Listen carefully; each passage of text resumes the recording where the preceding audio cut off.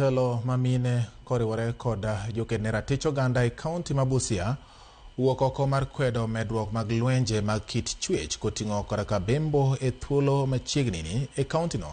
Kotelo kod MCA mogwel Beatrice Akinyi, minego ywak ni nyithi skul manyiri ema hinyore ahinya e weche mag bembo, ka bembo matimore machiegni en mar nyathi manyako ma jahigni 16 mawuok e kar chung' od bura ma Matayos manobambi kod dichuo moro ma hike gin 50. Giloso oko mar od bura mar kaunti ma Busia, minego ywak ni achich mar bembo no kaluwore kodgi ong'ere gi jotelo kendo poko make kata kamano nodugo wegi rambuni. Na alidhulumiwa kwa kuwekewa dawa kwa kinywaji chake na mwanaume huyo akalala na yeye. Na huyo mwanaume ni jirani ambaye alikuja kumsaidia akiona kwamba hii familia ni familia ambayo iko chini.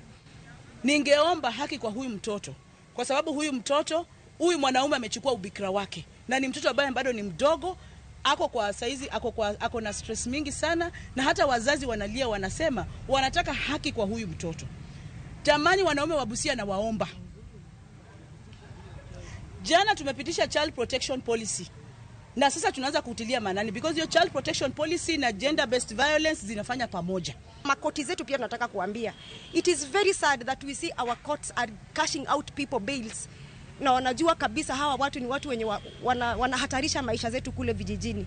Kwa hivyo tunakashifu sana hii kitendo ambayo inafanyika, na tunataka kuambia kwamba tunataka kusukuma hii kesi kwa sababu hii kesi si ya kwanza. Huyu mtu ako na mazoea.